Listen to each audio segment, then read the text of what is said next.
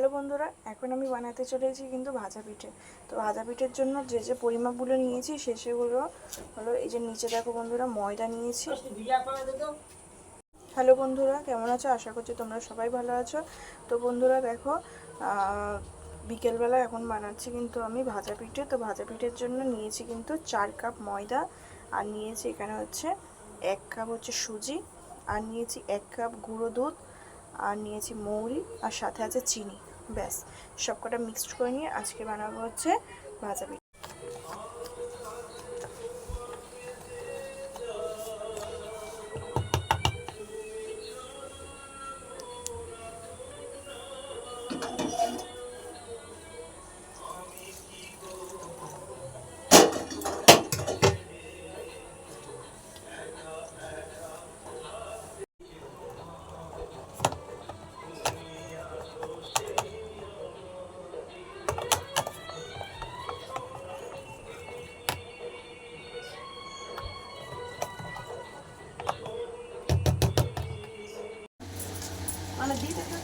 হুম,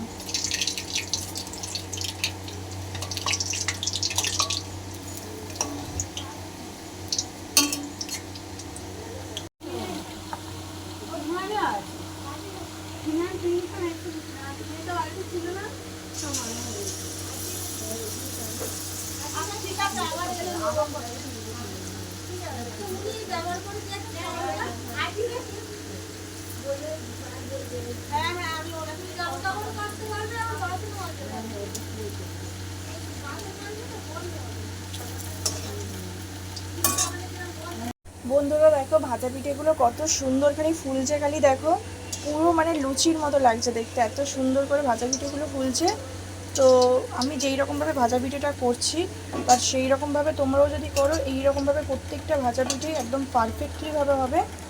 আর আমি এখানে অলরেডি আমার 5টা ভাজা হয়ে গেছে, আর সবকটা পিঠেই তোমাদেরকে আমি দেখাবো, ঠিক আছে? তো পিঠেগুলো ভালোভাবে হয়ে যাক, তারপর তোমাদের সাথে আসি। বন্ধুরা দেখো এখানে হচ্ছে এই যে এই পিঠেটা হচ্ছে, এবার চলো তোমাদেরকে আমি খেয়ে দেখাই পিঠেগুলো কত সুন্দর হয়েছে।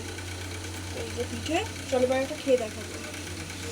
প্রচণ্ড গরম, এই যে পিঠেটা নিলাম।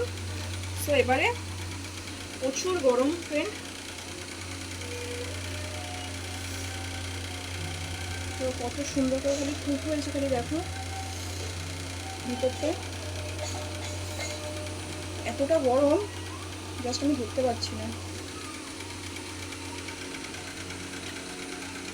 জাস্ট ফাটাফাটি হয়েছে এটা।